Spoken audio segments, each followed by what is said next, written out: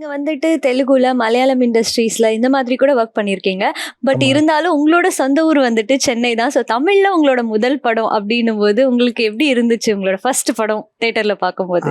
ரொம்ப சந்தோஷமா இருந்துச்சு மேம். என்னன்னா, எந்த ஊருக்கு போனாலும் நம்ம ஊர் தான் சொந்த ஊர் அப்படின்ற மாரி. அ எந்த ஊர்ல போய் படம் எடுத்தாலும், நம்ம ஊர்ல சொந்த மொழியில ஒரு படம் எடுத்து ரிலீஸ் பண்ணி, அத நம்ம சொந்தக்காரங்க கூட ஆடியன்ஸோட பார்க்கும்போது ரொம்ப சொந் சந்தோஷமாவும், கர்வமாவும் இருந்தது கொஞ்சம். Super sir. அண்ட் இந்த படத்த பார்த்து வந்துட்டு நெறைய பேர் நெறைய ரெஸ்பான்ஸ் உங்களுக்கு குடுத்துருப்பாங்க. கங்கிராச்சுலேட் பண்ணியிருப்பாங்க. பட் ஆனா இந்த ஒரு பாராட்ட என்னால மறக்கவே முடியல. ரொம்ப நல்லா இருந்தது. ஹேப்பியா இருந்ததுன்னா யாருடைய பாராட்டு? நான் வந்து ஜில்லா படத்துல வந்து அசிஸ்டன்ட் கேமராமேனா ஒர்க் பண்ணேன். அவருக்கு வந்து ஜிம் கணேஷ் ராஜீவன் சொல்லி டிஓபி சொல்லுவாங்க. ஸோ அவர்கிட்ட ட்ரைலர் அனுப்பிச்சுட்டு ஒப்பீனியன் கேட்டேன். அவர் வந்து ரொம்ப அப்ரிஷியேட் பண்ணி ரொம்ப நேரம் பேசினார். முதல்ல அவர் பேசவும் மாட்டார் அதிகமாக. ரொம்ப நேரம் பேசினார். ரொம்ப வருஷத்துக்கு அப்புறம் ரொம்ப நேரம் அவர் என்கிட்ட பேசினார்.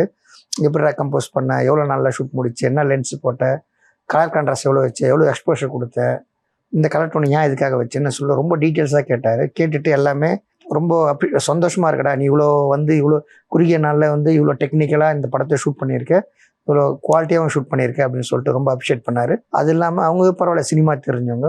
அது இல்லாமல் ஹைதராபாத்லேருந்து கேரளாவில் வந்து நம்ம கூட ஒர்க் பண்ணவங்க, நம்ம கொலீக்ஸ் கேமராமேன்ஸு இவங்களாம் வந்து ஃபோன் பண்ணி ரொம்ப அப்ரிஷியேட் பண்ணாங்க. சரி, எப்படி பண்ணீங்க, எந்த கேமரா, ஏன் நைட்டுக்கு இந்த கேமரா ஷூட் பண்ணீங்க, பகலில் இந்த கேமரா ஏன் ஷூட் பண்ணீங்க, டெக்னிக்கலாக கேள்வி கேட்டாங்க. அது நம்ம எக்ஸ்பிளைன் பண்ணும்போது பரவாயில்ல, அப்போ தான் தெரியுது நம்மளுக்கு தெரியாமல் நிறைய கற்றுட்ருக்கோம் கொஞ்சம் அப்படின்ட்டு. அது கொலீக்ஸே வந்து டெக்னிக்கலாக கேட்கும்போது ரொம்ப சந்தோஷமாக இருந்தது.